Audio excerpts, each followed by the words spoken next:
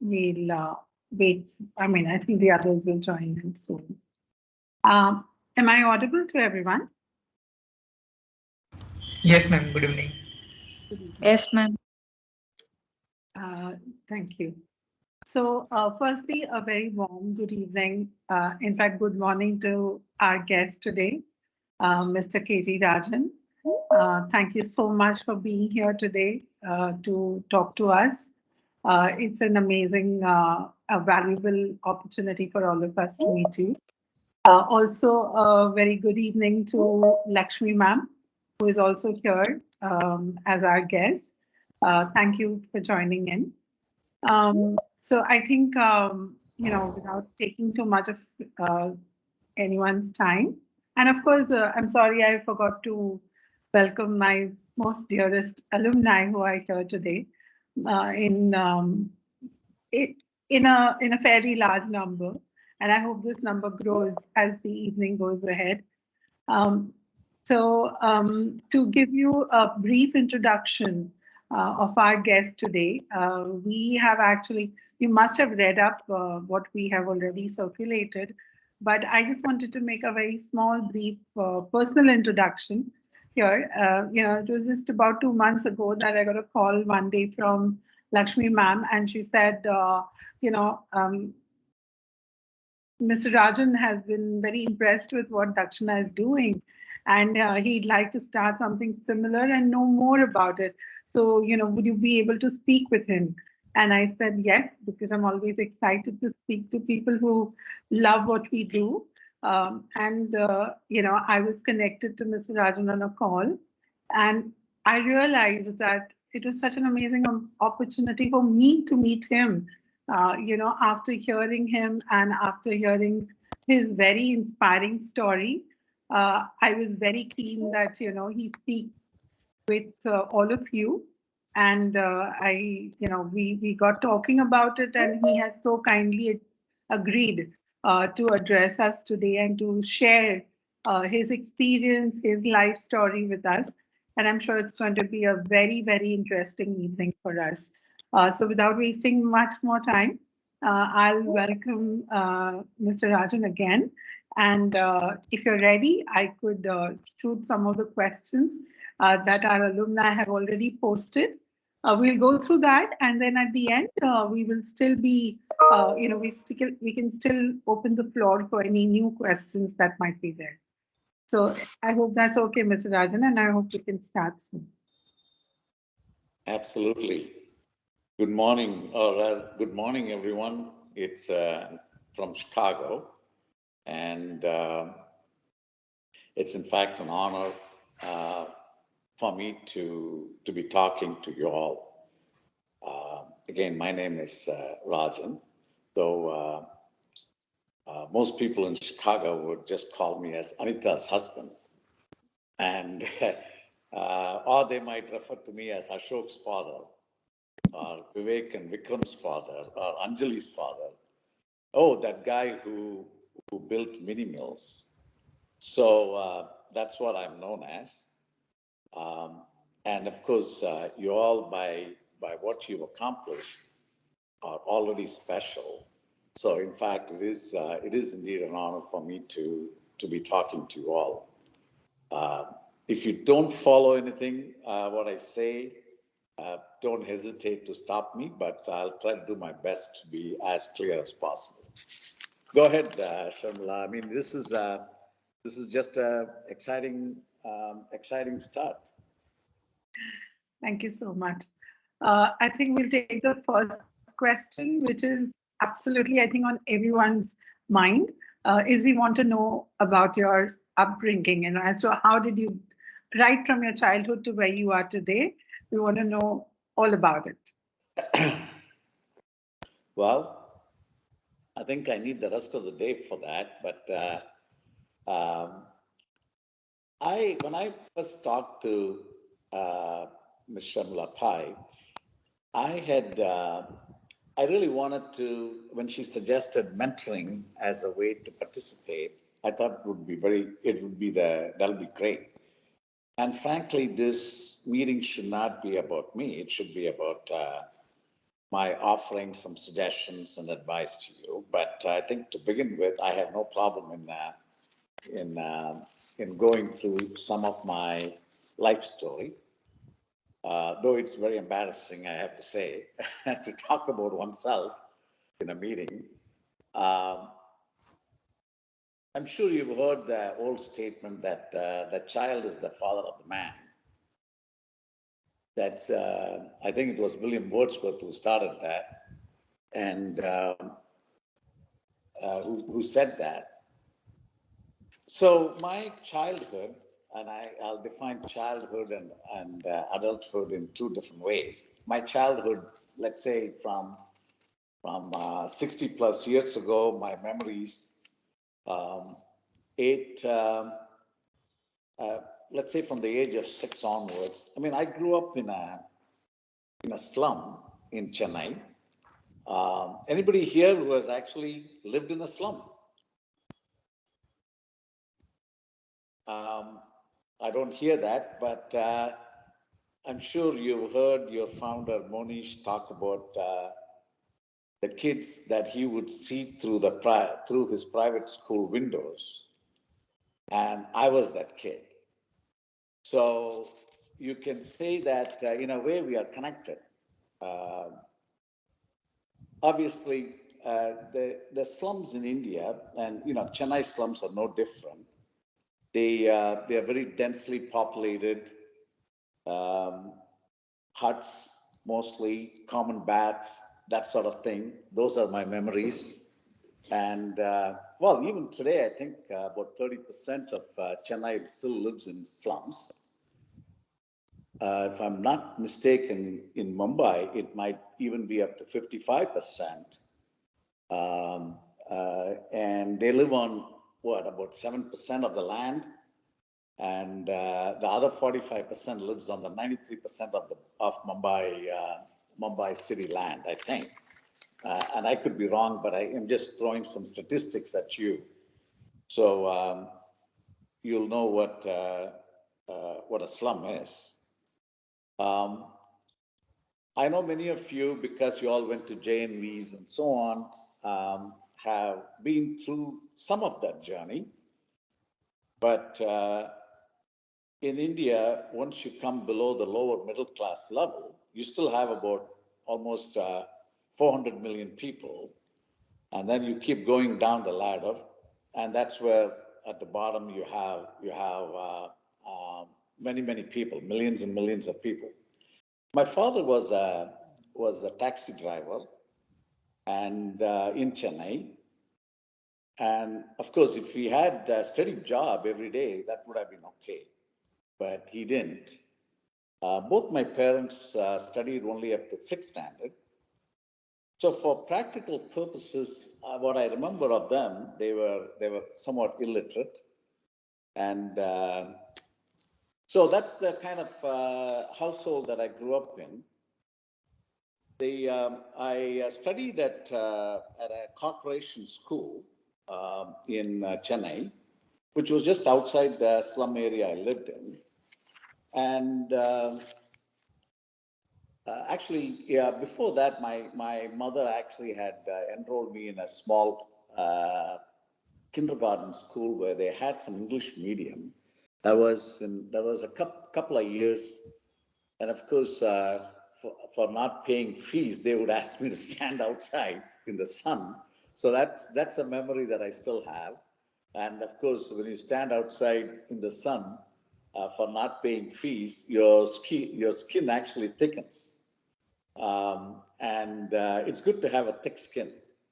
And your emotions, such as anger towards the society, and all that changes into determination.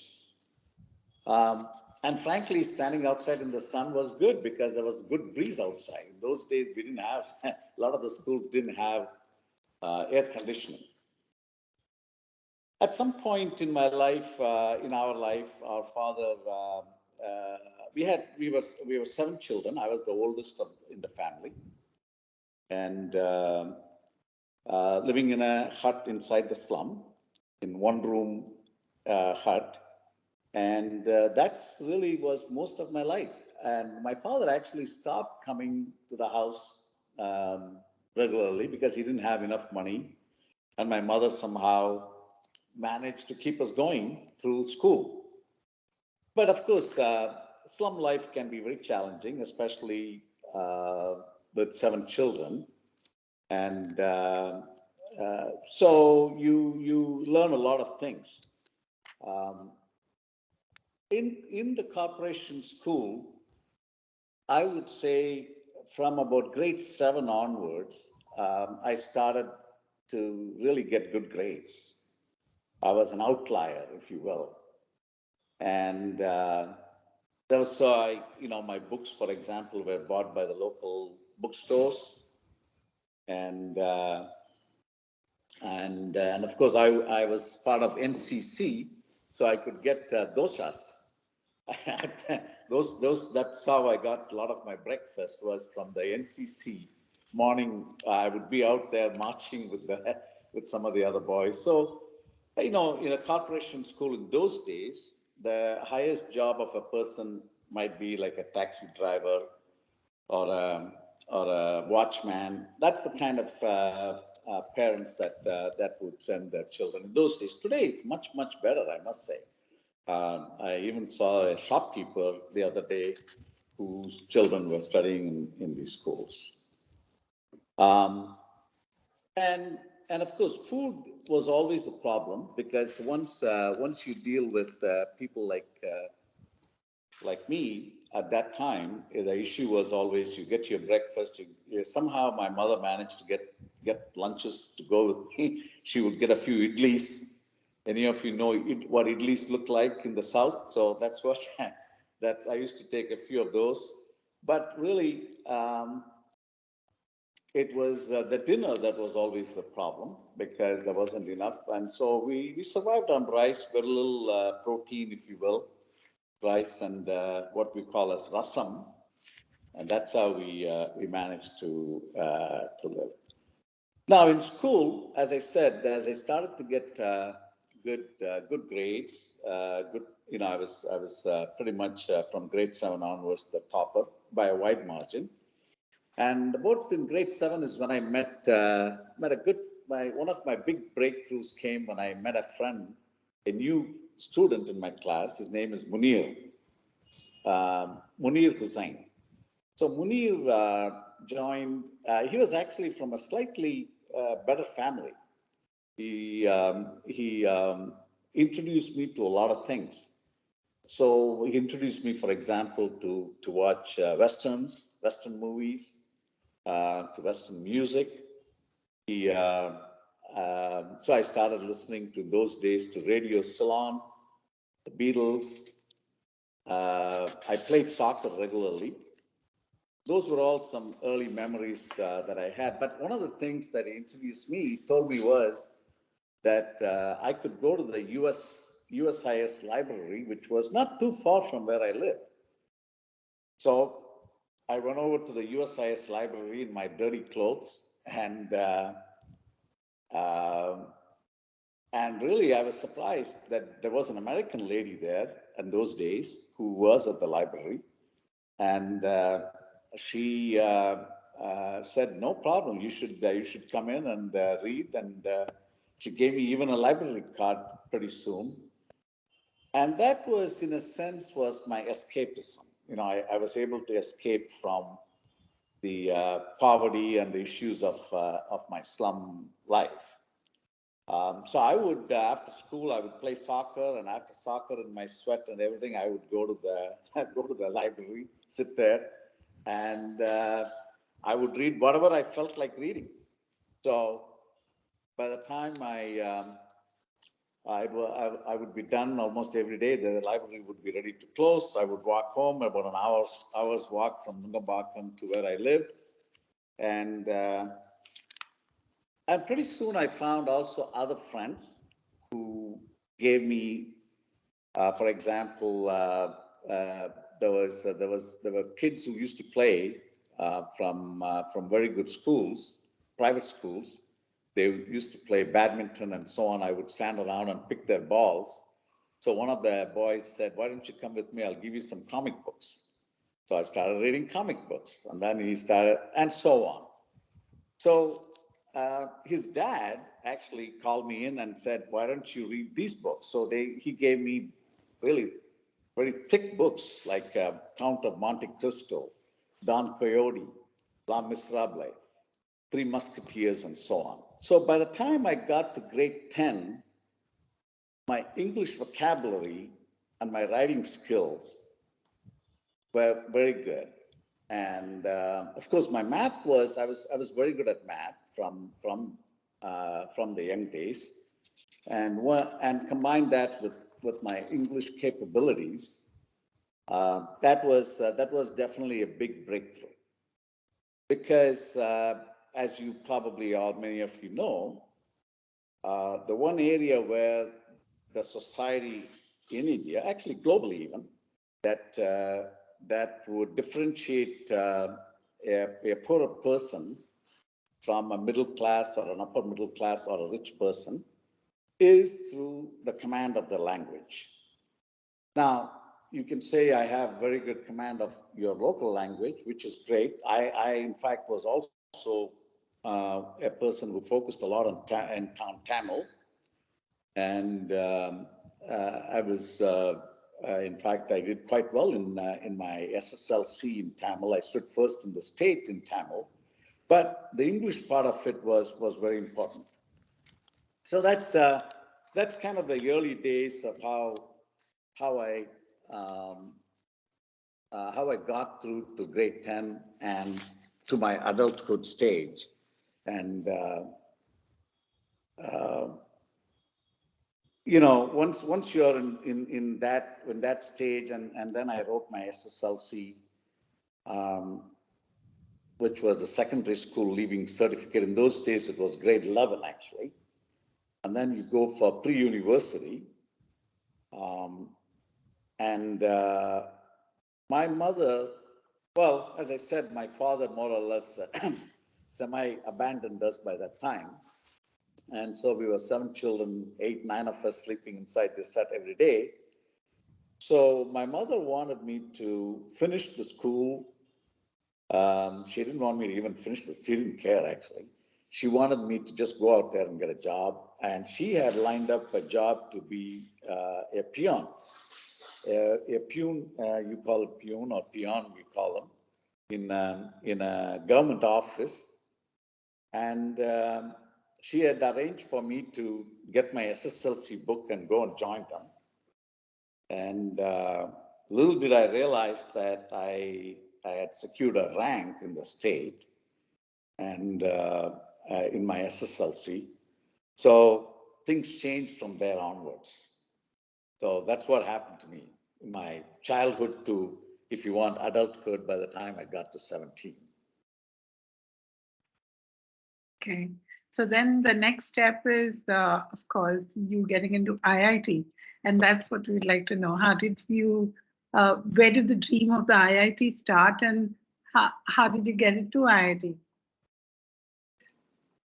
Well, because that's what most of us over here have gone through. Right, right. Many of you are already in IIT, so you know what it's like. You know, somebody once, I don't know who it was, but who was, well, probably Confucius said that every journey starts with a step, right? But in my case, my step started with chapels. So you have to have some chapels to start a step. So when I finished my SSLC, like I said, I went to the school with my friend Munir. I had told Munir that I was going to pick up the SSLC book, and I was on my way to get this peon's job. And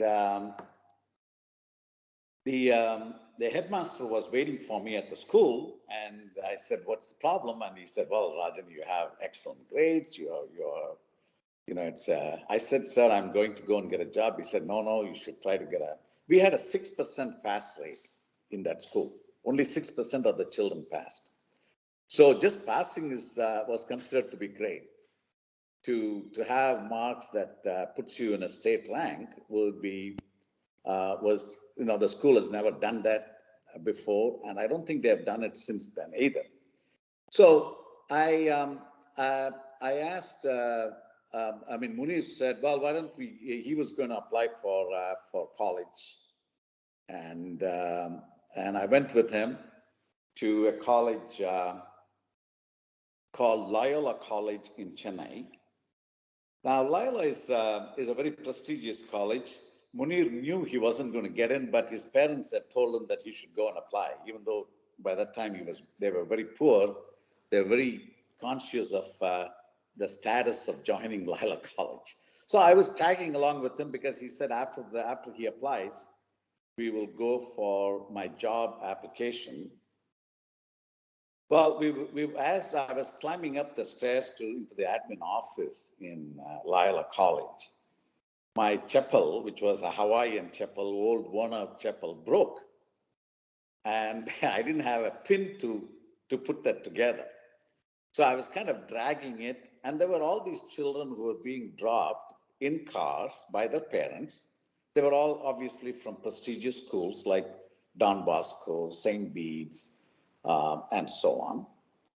And so we stood he was standing in a line, I was standing by the side. Suddenly the admission office opened up, and of course Loyola is a Jesuit school, college, I mean. And you had a gentleman who came out. He was a Brahmin gentleman who had a kudumi in the back. And he comes out and he says, "Oh, everybody stand in line, stand in line." And so all the kids were standing in line to submit their application. I was standing by Munir. So he looked at me and he said, "You don't even have a set of chapels. And look at the clothes you're wearing. You're applying to Loyola. Which school are you from?" I said, "Sir, I'm from the school in the back of Loyola there. It's a slum school. But I'm not applying. It's my friend Munir who's applying." So Munir didn't like the way he treated me. So Munir said, "Sir, don't talk like that to this boy. He's my friend. And by the way, look at his school marks." So I had my marks in my hand, and he looked at it and he said, "Oh, you have a state rank. Well, come with me." So he took me inside to the admissions office inside, and there was a father who was standing there. His name is Father Kuriakos. And Father Kuriakos, a tall gentleman, he looked at him and he said, "Who's this boy?" And the Brahmin, this clerk, whatever he was, he said, "This boy has secured a good rank, sir." So this gentleman said, "Admit him." The Father Kuriakos, just 2 words, that's all he said, "Admit him." And I was stunned because I had not even applied for it. I didn't even come there to go to college. So I came out of it. Munir asked me, "Well, did they yell at you? What did they say?" I said, "Well, actually, Munir, they admitted me and they asked me to fill out this application, and I have to pay 219 rupees by Friday." And Munir said, "Oh my God." So I was the first person admitted that year into Loyola College, and all these other boys were all waiting in line, thanks to that gentleman. Anyways, from there I went back to my slum, to my mother, who was waiting to hear the good news that I have got a job as a peon. And she was obviously very upset. She said, "What are you doing? You and your books and your studying and this and that. Oh my God. I asked you to get a job and you come back with asking me for 200 rupees. Where will I get this?" Finally, I found a gentleman, a priest in Mylapore temple in Chennai, who was willing to give me a loan if I was willing to sign. Of course, as a 16-year-old boy, what does he care? So I just said, "Sure, show me the revenue paper and I'll sign that." So I signed it, and it was the beginning of my taking that and joining Loyola College. So And the reason I said that about Loyola College is because in Loyola, I met, shall we say, the rich kids and the and middle class kids also, and also smart kids. So, once you start to compete with them, things change. And one day we were all standing around, and my friends asked each other, um, where are you going to go? What is your next step? Each one of them said, well, I'm going to IIT, I'm going to IIT, I'm going to IIT. And finally, it came to my turn, and they asked me, Rajan, where are you going to go? I said, if you're all going to IIT, then I'm also going to IIT. By the way, what is IIT anyway? So I didn't know what IIT was. I didn't even know that there was an institution. See, in those days, there were only 5 IITs. And truly speaking, it was, shall we say, the rich man's and the middle class man's game. And it was their way of, shall we say, sending their smart children, of course, they are very smart, sending them to IIT. So, and then it was a straight ticket to the United States, get a master's degree, come back, and then when they come back, they can run their factories, they can run their offices, and so on and so forth, whatever business. So that was the general theme. So IITs were a well-kept secret. Even the average middle-class person in India did not know there were IITs. So I said, sure, I'll go to IIT. Of course, I didn't tell my mother about anything.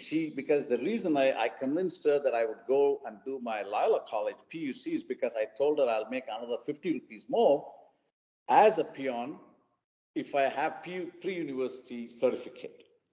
She said, fine, that's okay. So how could I go and tell her that I was going to go and study for 5 more years in IIT? So I kept it as a secret. And I actually didn't study from that point onwards for anything else other than IIT. I didn't go for any coaching or anything, but I've spent a lot of time in the libraries. And I would say I was doing a lot of advanced math, advanced whatever, and prepared quite well, and got into, and then wrote the exam without my mother's knowledge. And that was it. Of course, once I told her I got it, that I'm not going to take up the job again, there was a big hurricane in our hut, and she threw all kinds of things around. But and of course, the children were all still growing, all my younger siblings. So I said, no, just wait there for a few more years and I'll be back and I'll make double the money that you thought I'll make as a peon. And she said, get lost, do whatever you want. So I left home really, in a sense, at the age of 17 to go to IIT. And no one dropped me off or anything. I just walked to IIT, actually. I didn't even have the money to pay for the bus. So I came to the gate, and there was free transportation from the entrance to. But the important to remember about all this is during my stay in Loyola is when I started with my friends, I started to get into a closet. So they didn't realize that I was that poor. I was able to hide that. I would wear a white shirt and a white pair of pants every day to school. I always wash my clothes, and they thought that he obviously is not a rich guy, but is someone who's a middle class type of person, and my English was pretty decent. So by being a little bit, by hiding my true background from them, I was able to avoid a lot of, shall we say, pity or sympathy or anything of that nature, which is another set of emotions that I didn't have to deal with. Of course, going to IIT was a lot of fun. Once I was inside IIT, really, from that point onwards, things changed a lot. I don't know if I answered your question there, Sharmila, if that's an interesting way to explain how I got into IIT. Yes, thank you so much. And so the next question, after hearing this story, I'm sure everyone is thinking about how to, uh, any special learnings or any special experiences in the IIT, uh, because you came from this kind of a background, and there must have been times when you may have felt inadequate in some way, and how did you overcome that? That's a very good question. As I said, I started the process of deception, if you want to call it, being in the closet, you know. And so it was very difficult. In fact, none of my close friends, by the way, many of my close friends, they are in the United States from the Lila College days, and some of them even live in Chicago. Only one of them had ever been to my home, Ram, and he knows a lot more about me than most people. This is one of the first times in a public forum that I'm actually divulging some of this, so you guys get to hear all this stuff. Um, what did I learn? Yeah, what was IIT like? Well, have you heard? I don't know if any of you listen to rap music, but if not, you should, because there's a lot of good things about rap music and a lot of bad things too. But one of the rappers that I listen to, his name is Eminem, and in the old days when I was young, I used to listen to Beatles and so on. But my children, of course, the kids have trained me well. They've made me listen to all these other things. And I'll quote Eminem from this. I think you should see the movie 8 Mile Road. If you haven't seen the movie, you should see that. It sort of reflects a little bit about the way I lived. You better lose yourself in music. In his case, it was music. And in my case, it was engineering or math or whatever you want to call it. You better lose yourself in music, because the moment you own it, you get one shot, and don't blow it. So when I went to IIT, I knew that I was going to meet a lot of very smart kids, and I didn't want to be I didn't want to be in any sort of small clique that would categorize me as, shall we say, the poor guy, or someone who doesn't have command of the language. So, as I said, there were two things that was somewhat unique that I had developed from the age of 13. By the time I got to IIT, I had perfected it. One was the fact that I could hide my background. Not that I wasn't proud or anything. I just didn't want to tell anybody about everything. And the second thing is that I had strong command of the language, strong command of English literature, strong command of everything. I mean, that makes a big difference, because a lot of these, upper middle class and richer kids, the one big advantage they have over many people, poor people, is the fact that they can speak in excellent English. The minute you start to speak in excellent English, you become a very interesting person. And the fact, once they realize that not only your vocabulary is significantly above theirs, and they went to these fancy schools and so on, they want to be your friends. So I hung out with really good quality kids. Of course, being rich, some of them had bad habits. Luckily, I didn't pick up any of the bad habits, whether it's smoking or some of them drinking and things like that. That was very important.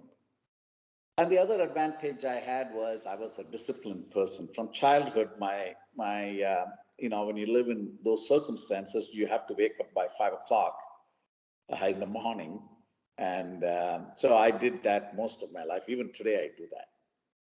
So uh, those were some of the things that I used to get through IITs.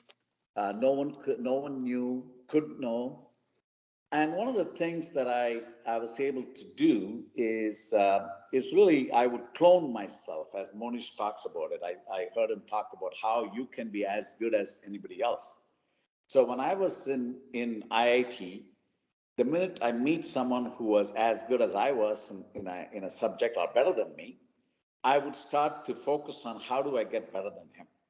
So it wasn't too long before the rest of the kids knew that in any class or any subject that I was in, that I would be either the first or the second in that class. Very rarely would I get the third rank in that class. So it wasn't. It was, but I still kept, my exercise regimen, playing soccer. One of the most interesting things about IIT was there was a lot of food. So now I was only about 90 or 95 pounds, say about, what is that, about 45 kilos or so, 50 kilos maybe. When I went to IIT, I was 5'8", 5'9", and tall, but very skinny. Um, in a matter of 2 years or so, 2 or 3 years in IIT, I had climbed almost to 70 kilos, I think, something like that.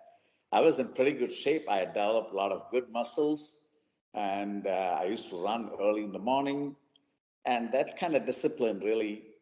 So the food was excellent. Of course, I didn't have the money to pay the mess people. The mess payments were always behind. I started to borrow because my mother didn't have any money. So I would borrow from whoever I could find that I could borrow. I was willing to sign any paper with anybody. If somebody came up to me on the street and said, Rajan, sign this paper, and I would have done that.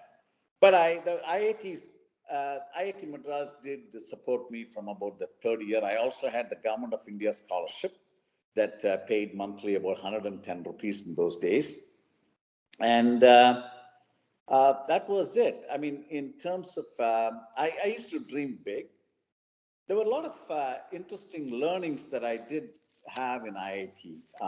For example, if when I study, a problem, um, um, uh, an engineering problem. In each chapter you have 10 problems, mathematical problems, and most of you would probably just solve it and go on with life. No, not me.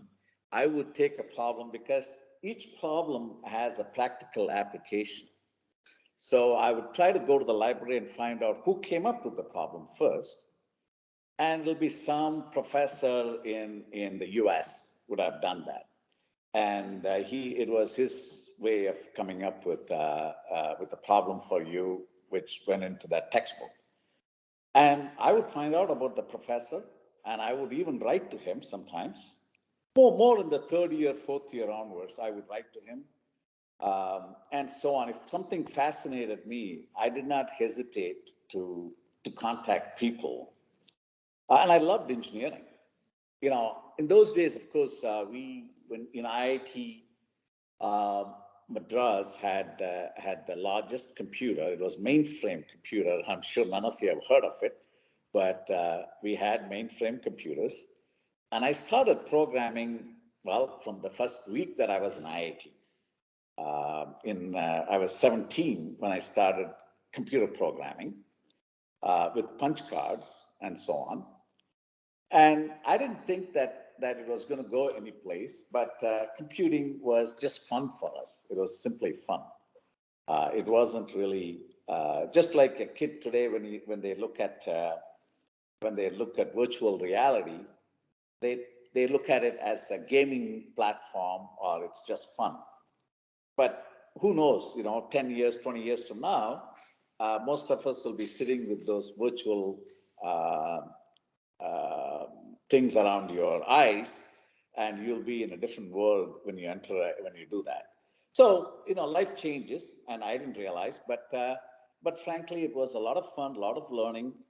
Um, I tend to one of the things I decided very early on in IIT is that I would not chase money, but I would chase people.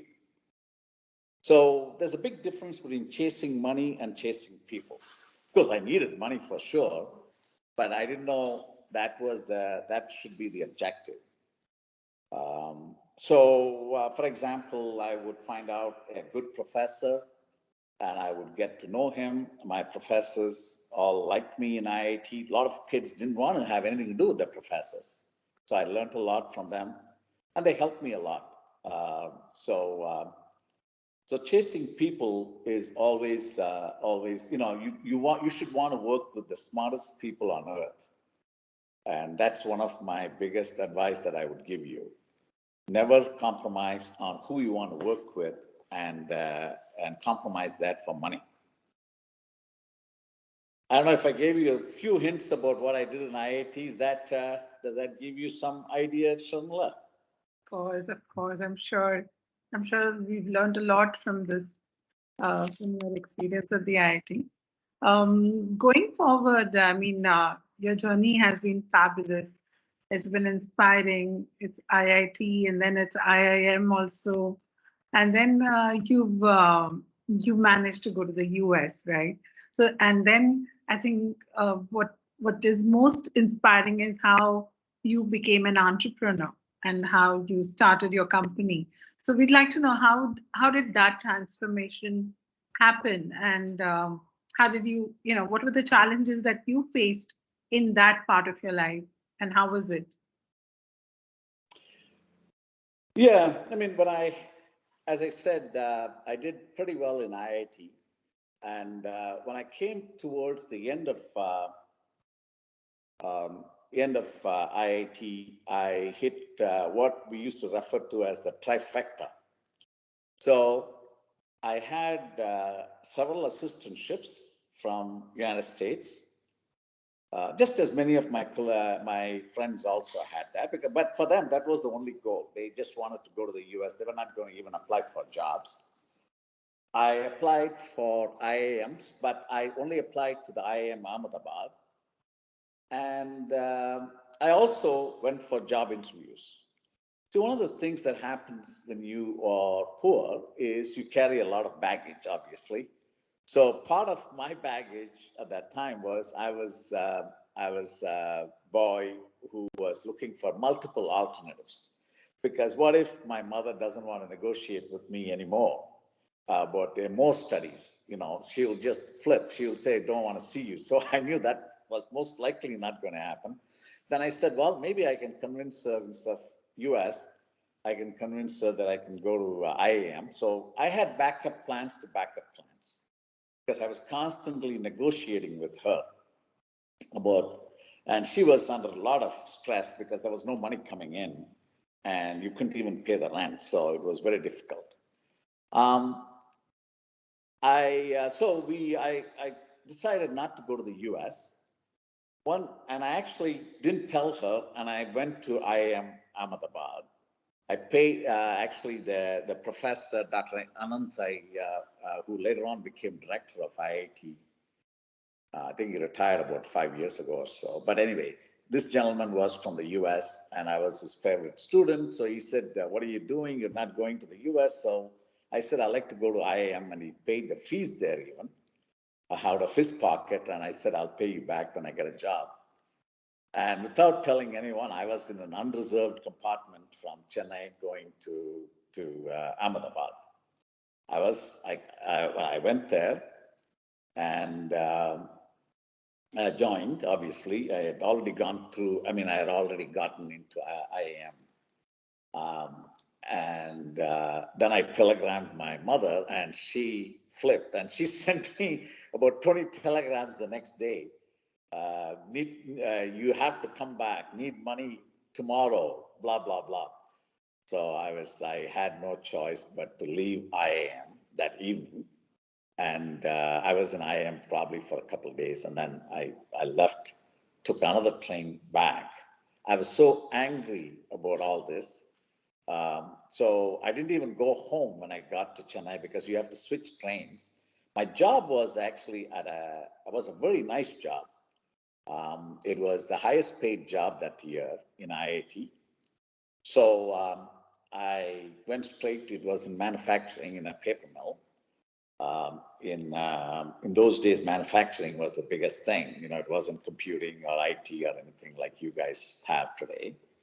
So I got on another train that evening, stayed at the Madras Central Station, and went to E Road, joined the paper mill there, and they received me like a king. They treated me like a king. They had never had an IITian in that place.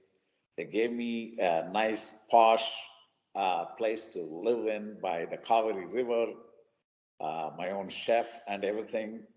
And I was only 22 at that time. So it was wonderful. I was a management trainee and got introduced to the paper industry. I fell in love with the paper industry. And I stayed there for the next 4 years. I sent 80% of my money to my mother. She moved out of the slum, and they all moved into a little bit better, into normal rental homes in Chennai. And I would come home every month, see the kids and see everybody. And I lived my own life, enjoying learning about engineering in a paper mill. And that was it. About 3-4 years later, I didn't give up my aspirations to come to the United States. I applied again for assistantships, quickly got them, no problems. I got 3 or 4 of them. And this time, I didn't even ask my mother. I told her that I'm going.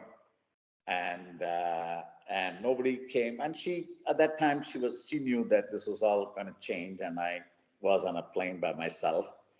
I knew no one in the United States. There wasn't anybody, your uncle or somebody waiting for you at the airport to receive you. So coming to America was a major change. Frankly, being a poor person, coming to America was actually a fantastic feeling of freedom. You're no longer, that's a good thing about this country. In fact, I've often wondered, why do middle class and upper middle class and rich people come to, the kids come to America? Because here you have to clean and work and do all the things that you were not used to. But for me, it was perfect. I came here, my professor, who was waiting for me in Syracuse, New York, gave me actually right away, as soon as I landed, I didn't have any US dollars. So he gave me a few dollars to get by till I got my assistantship. So I did my master's in engineering. And then after that, I was going to come back, but there were too many jobs available. I took up a job in a consulting engineering company in Boston. I was at that time 26, 27, and my mother, of course, I continued to support them from my earnings here. In fact, I supported them till I was 40 years old, and brought them all to the United States and Canada and so on. And in fact, she died as a Canadian citizen in the end. But the point is that I became an engineer. One of the things that I think from IIT days that I was you can call a funda guy.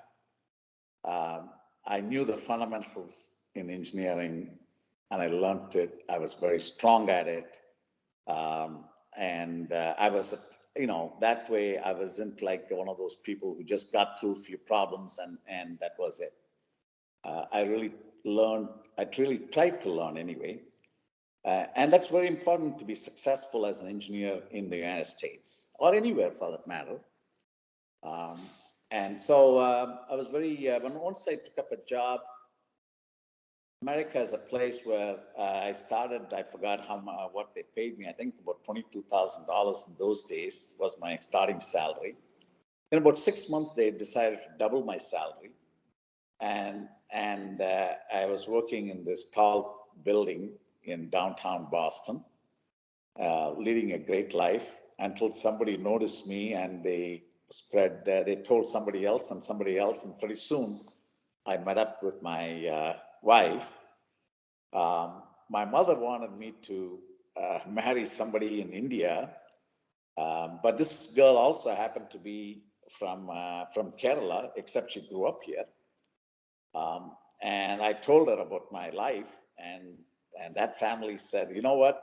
Don't worry about it. We are good. If your mother is good, and she was disappointed because she, in those days, she was hoping that I would come to back to India and marry a girl there, and there will be dowry, and there was a way to even go up in status, blah blah blah. And I had disappointed her in that again. So for her, there were a series of disappointments. Um, the son who didn't take up the job as a peon, the son who didn't stop studying, now the son who went to USA and decided to marry on his own. So she didn't even come to the wedding or anything. I had no family at the wedding. I got married at the Pittsburgh Temple um, in front of Lord Vishnu, and our marriages lasted quite well. Of course, later on she made up with my wife, and we were all fine. But you know, that's what happens. You're not literate, you're not educated. Sometimes you make those kinds of calls as a mother. But later on, she knew that what I was doing was fine. But after that, really, I moved because my wife had Canadian citizenship. Even though I was getting my green card in the U.S., I decided to go to Canada. I had a job there as a plant manager. I became a plant manager by the time I was 30 years old, leading about 200 people in a plant. And that's when my mother-in-law, who knew about this IAM story, she said, no, you have to do an MBA too now. Don't stop with this. So I went and did my MBA, changed my life too again. Because, most of us who come from this kind of background, we've never been exposed to business, never been exposed to someone who can tell you how companies are formed, how companies are run. And as an engineer at IIT, I think one of the things I regret is I never took any, didn't take any proper micro and macroeconomics or finance or other courses. So I didn't know anything about any of that. I was strong technically, but I didn't. So that's where I started, did my MBA, and that led me to the startup, to start a company with an investor in Syracuse to build a brand new. I came up with an idea called mini mills. Some of you might have heard of the story of economies of scale. Have you heard that? Economies of scale means bigger is better. You build a small plant that makes 100 cars. It's better to build a plant that's 1,000 cars. The steel factories that you have in Rourkela and other places, they were all built big. And but the trend in the United States to produce steel by that time was to build small mini mills. I kind of cloned that idea into the paper industry and created the mini mills, first mini mills in the U.S. We built 3 mini mills in Syracuse, back to New York State, back to United States again. And all our 4 children were born by then. And after the mills, that took me about 15 years of continued work and building. And then finally, when that was sold, I decided to again decided to build one more very large project, about a $500 million project, and so on, and built that in. Actually, it's sitting right near Niagara Falls, the famous Niagara Falls. I built a very nice paper mill there. And then recently I've been converting paper mills from nobody buys newspapers, so a lot of the newsprint factories in America have been shut down. So they've called me, and I would go in, and we have converted them to make corrugated boxes, the brown boxes that's used by Amazon, Flipkart, and people like that. That's all made here, and that was it. That's how I became. It wasn't a true transfer to entrepreneurship. it's a way you know, as you move up in the corporate ladder, you realize that your earnings are pretty good, and you do have to negotiate every step of the way. In fact, I was pretty lousy at that. Um, you have to tell people what you want, and that you know, later on I learned that, but. Um, so it sort of you slowly become an entrepreneur as you gain more and more control of any organization, or you start up a new organization like I did from scratch, and so that's how I became an entrepreneur. It's been a lot of fun. It's been a lot of fun. The one thing I regret though is that I wish I had started it even earlier. I started this when I was 40, almost 39, 40, and became a real true entrepreneur with full control only in my mid 50s.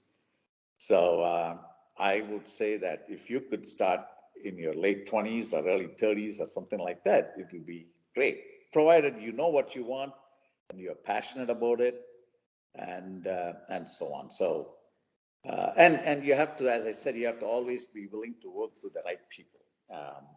Finding the right people to work with is very important. I don't know if I gave you some ideas on entrepreneurship, Sharmila. Yes, you did. In fact, I think you also partially answered my next question. This is question asked by one of our alumni who wants to know, how does somebody implement his business idea without any financial support? So I think you partially did answer it in your last statement. But if there's anything you'd like to add to this, as to how does somebody without the financial means actually implement his business idea? Yeah, I mean, somebody once said about an entrepreneur once said, "I started with nothing, and I still have most of it." So, um, in a sense, becoming an entrepreneur is a little bit overemphasized.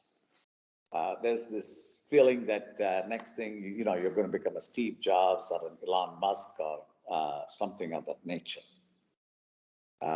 Yes, if you're passionate about something, you have big dreams, and I would suggest that you do have big dreams. Like for example, Elon Musk recently um, sold all of his properties and decided to go and live in a $50,000 small box in Texas. And the people asked him, why did you sell everything? Because he said, well, I'm going to occupy Mars, and I want to have all my capital going into that venture. Now, you would think that's totally crazy, and this is a guy who builds Tesla cars in his spare time, and revolutionized the whole industry. And that he does on the side. And his main focus is trying to get to Mars and occupy that. So you see, all sorts of dreams are possible. For a person who's poor, like I'm sure, when I say poor, I mean not enough money in the bank, or not having a daddy who's got a lot of money, you know. So for a person like that, the first step is always you want to get rich. Not rich, but you want to get somewhat wealthy, and that takes some time. And a lot of times, even in my case, I would say leave it to the next generation, because when you start out, like in my case, I started out with from a slum. If I try to become, an Ambani from where I started, that's a dream that may or may not happen at all. That's very difficult. So instead, you try to get somewhere halfway through, and leave it for the next generation. Like I have my, out of my four kids, my three of them are boys, as I said. All three of them are entrepreneurs. They've gone to good colleges in the United States. Then they worked at places like Goldman Sachs, and from there they gained enough experience. And based on that, they very quickly, by the time they were 30, 29, 30, they knew what they wanted to do. They collected money on their own from other people. I've given them a little bit, but at least they know that they have a family or a father who will back them up in case they fall down. Many people may not have that. So I didn't have that. So I carried my baggage throughout my life. So it's a little bit more difficult. But having said that, the important steps are not so much about the financial aspect of it, but more about what are you passionate about, who is your partner, how long have you known that person? For example, Steve Jobs wouldn't have been able to create Apple if he didn't have some of the people who he was working with, Steve Wozniak and some of the other people. So there's always a few others who are behind every person, even though the main person takes all the credit. So you have to have a couple of people that you're working with. Either they are the leaders or you're the leader, doesn't matter. But it is that combined with good ideas, money will chase you. You don't have to chase money. But patience is very important, because being patient means you say, okay, in my lifetime, I'm going to do only X, but I'm going to leave it for the next generation to do more than X. And the children, when they see that if they are inspired by you, they will try to do better than what you did. Hopefully, you know. So they could become lazy bums, but hopefully they will do more than you. That's what I wanted to talk about entrepreneurship. Are there any? So there's a question which where somebody wants to know your views of the business in India versus business in a foreign country, or say business in the US. Wow, that's a. I'll give you my opinions. Again, I'm not truly an expert on who has compared various aspects. I would say the biggest difference is in the legal and the financial systems.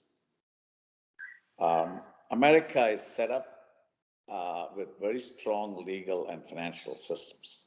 It's very clear to everyone, and there is no ifs or buts about it. If I remember once when I was going to change something in the state of Wisconsin, for example, the governor of Wisconsin would call me. Okay, I imagine that I was just refurbishing a paper mill where people, only about 100, 150 people had lost jobs. Now, a CM, a chief minister in India, would never call you. You have to literally beg and plead. So there's a big difference between United States and India from all these aspects. The politicians, the legal system is all set up to encourage entrepreneurship, encourage new businesses, and you have a lot of power. In fact, the 1% in India, 1% in the United States, is well protected. There's a reason why the richest people in the world want to live in America, even with all the taxes we pay. And the reason is because the rest of the 99% of us want to make sure that 1% is well protected. It's not the other way. Okay. So I think it's very important to understand that business is the heart and soul of America. America is a materialistic society. And and and of course we think about money every day. So I'm sure in India also you think about it, but in India we have spiritualism, we have a lot of other things, family, and so on and so forth. That's equally important. Celebrating Diwali is important in India, and yes, celebrating Christmas is important. But we think about business all the time here. Wall Street and business is what drives us. So that just gives you, I mean, my perspective is business in the United States is a lot easier compared to India. And I'm sure you all knew that. So if there is anything else that you need me to add, if you have a specific question, I can answer that. I think we have one more question before if we do have the time. I'm sorry, I think we've already overshot the time by about 10 minutes. If it's okay with you, we can continue. Absolutely. I'm having fun because for me it's Saturday morning and there's nothing else to do here in Chicago. So I think this is something that most of our young alumni in college must be wanting to know. Is that what do you think you should have known in your college days? What else should you have known, or what else in terms of skills should you have picked up that would have probably helped you better later in life?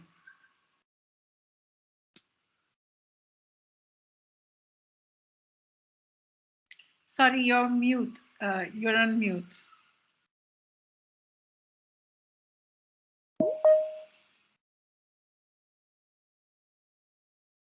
is that better? Yes, thank you. Good. There's a couple of things that I could, I wish I had done a little bit better in IIT and other places.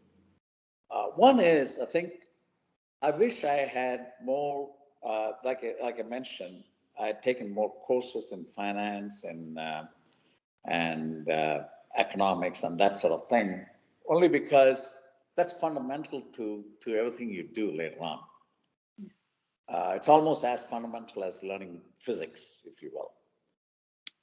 And what that means is that for a long time in my career, I was not able to convert what I was talking about into a language that others could understand.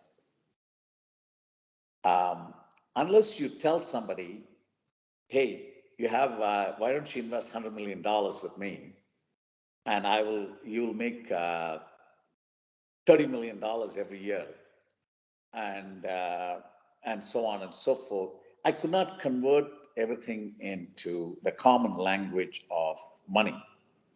So every problem that you study in college, in IIT, or whatever you're doing, if you're designing a pump, or you're even if you're doing a code for someone, your boss. Okay, your boss asks you to, I guess, type in a code or change a program.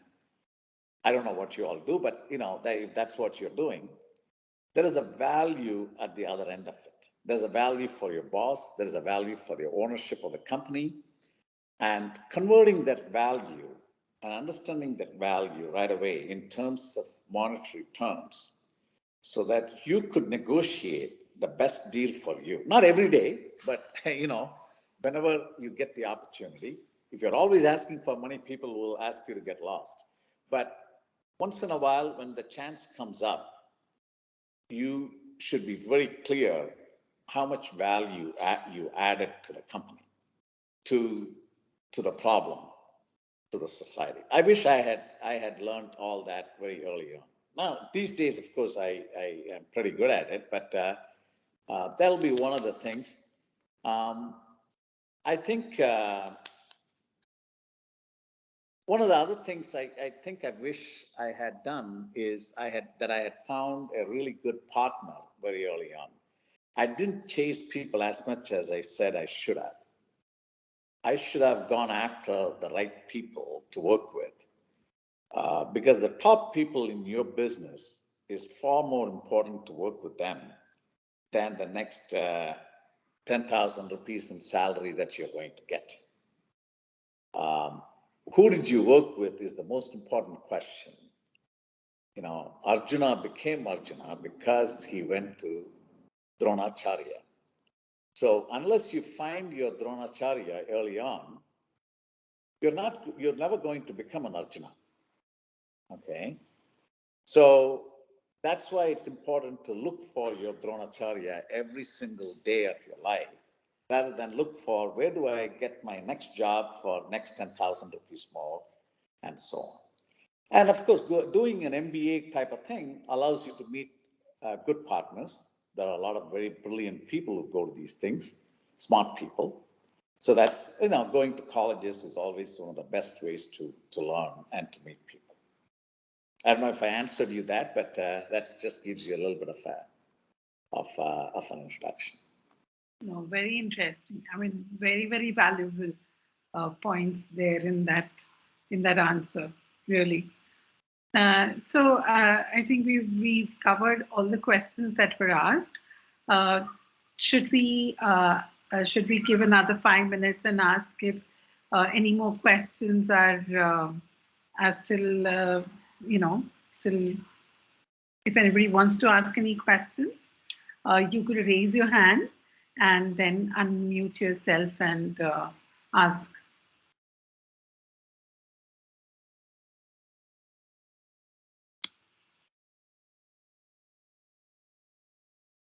Anyone? There's absolute silence. Yeah.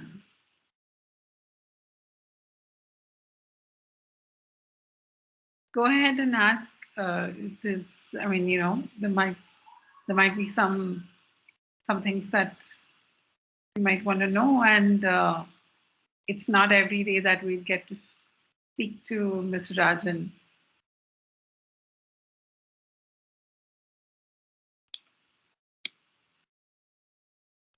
Okay.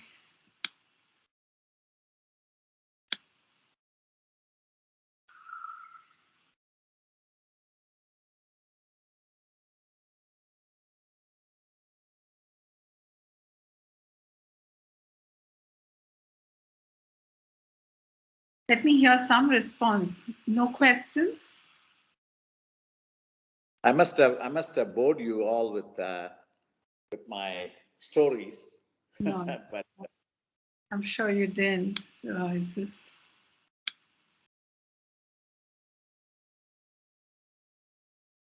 One of the things that I have noticed always with Dakshina scholars and Dakshina alumni is that they take a little time to warm up and generally will not ask many questions in an open forum like this. So, if they would like to reach out to you, how could they do that later? couple of ways. I am. I don't mind giving you my email, which is kgrajan@aol.com. I'm going to type it in the chat. Okay, that's one. And I'm also on LinkedIn. I noticed a couple of people have already sent in some requests. I'll look at it when I get a chance. But I would love to connect up with any of you that would like to connect up with me. This is I started on this process because I was interested in what you all are doing, especially what Dakshina is doing. It's fantastic. I wish that had been a Dakshina in my days. My problems would have been made a lot simpler, but I didn't have to go through all my struggles. But having said that, I mean, there's a lot of things I've suggested, and you know, being born, and I'm sure none of you were born as probably as poor as I was, but being born poor was not my choice. That happened because of what it is. But what you make out of it from then on is your choice. And it's important also to be a fun person. Okay, people have to like you. That's very important. It's very important to be a fun person. You have to be very humorous, and you have to be able to talk about everything from Shakespeare to Shah Rukh Khan, and everything from Kanye West to Bollywood. So you shouldn't, that's very important to have a very wide-ranging set of interests, and not get caught up in. And of course, in my case, I sort of walked away a little bit from my family, at least my initial family, and I had to do that in order to escape from my issues. And I got back to them, and I was able to help them. And you could do the same. You don't have to necessarily follow the rules of life. I'm not recommending anything to you. Please don't take it the wrong way. Don't go and tell your dad that you're not going to marry the girl that he has in mind. Please don't do that. But I followed an independent path, okay, and it's worked for me. So all of you, I want to wish you nothing but the best. And if you have any questions, any help that you need, feel free to contact me, and I'll do the best I can. Okay? Okay. Nishikant, you have a question. Wonderful.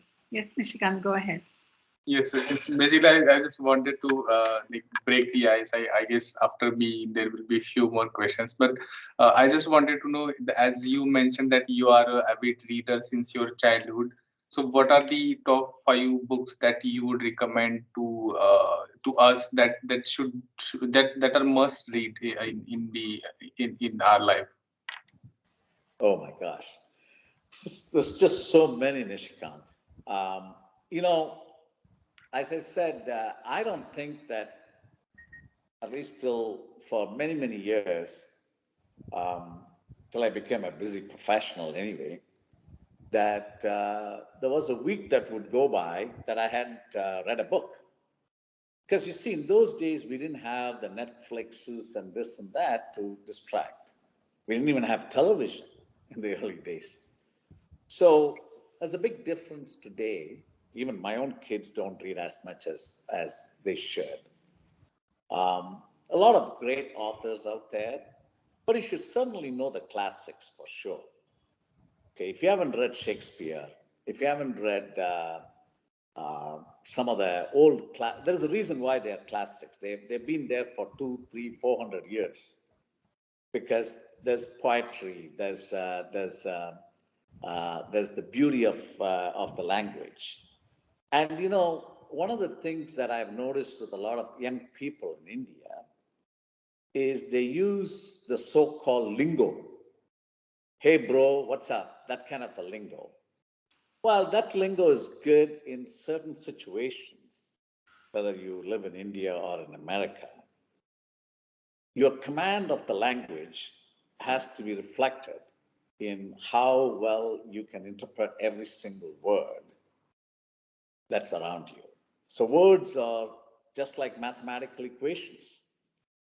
You have to have strong command of the language, because that's the only way you're going to be able to differentiate yourself. Suppose you work at any company. Let's pick a company.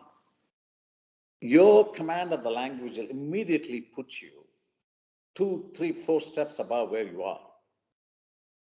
If you don't have command of and like it or not, English is still the world's language, and we can say anything we want, but the practical nature is even the French people in Paris have to learn how to write in English. Okay, right or wrong, that's the world. So having strong command, but you should also have strong command of your own language too. I've met a lot of Indians who don't know how they haven't read a single poetry, single this thing, even in Marathi or in Hindi or in Tamil. So not having strong command of literature, language, and so on and so forth will always put you at a disadvantage. You're not an interesting person. So there's a lot of things you can learn. I would say any book, believe me, just a simple novel. Pick a novel. get a Robert Ludlum book or something. I mean, anything that you feel like reading, you should read. Instead of watching a show, read a book. And that allows you to expand your imagination of how this James Bond guy was going in a plane and he was getting down and he was shooting and this and that. You don't have to actually visually see that. By reading, you have created extraordinary levels of imagination. Very important. And I think a lot of youngsters today don't have that. Now, that's just me, an older guy talking, but command of the language is extremely important. You know, there's a reason why Obama became president of the United States. Imagine a black man becoming a president. It was almost impossible to even think about it. It's because of the command of the language that he had. Okay, not because of anything else. It was just that his command of written and spoken language was so high, no one could even come close to him. So that's what you should aim for, how you speak. Now, if your goal is to be a politician in India and be the next Indira Gandhi or whatever, then you need to develop that command or Modi. I mean, that's a different set of skills. But for business purposes, you need to have command of English and become an interesting person who has read everything from Alexander Dumas, Count of Monte Cristo, Don Quixote, books. And these are all very old books. These are from, and La Miserable, you know, Victor Hugo. All these books, they're huge books. Many of you, it may be a little too late to start, but it's never too late. You should read and make it a habit that every day you'll finish a chapter of something. You know, finish a chapter of whatever, I don't care what you finish, but you finish a chapter of something. Please don't say that, oh, I went on Kindle and Google and did this. Actually, touch and feel the paper. I'm a paper man, so I want to make sure that you all continue to buy paper. I don't know if I answered you, Nishikant. Yes, sir, definitely. I feel like grabbing Hamlet's copy. There you go. Yeah, and I read somewhere recently that, if you were to just read for 15 minutes, over a year, you would have completed a dozen books. And, over 5 years, you would have completed about 1,000 books, and that would be like equivalent to a college education. So reading is something like that. Yeah, it's a very important thing. Yeah, just buy a novel, Agatha Christie or something, a novel at your local book stand. Every week you should be finishing up one novel and throw it away, or go to the library if you think that's expensive. But the point is, reading and reading and enjoying that as a hobby is far more important than watching Netflix or this or that.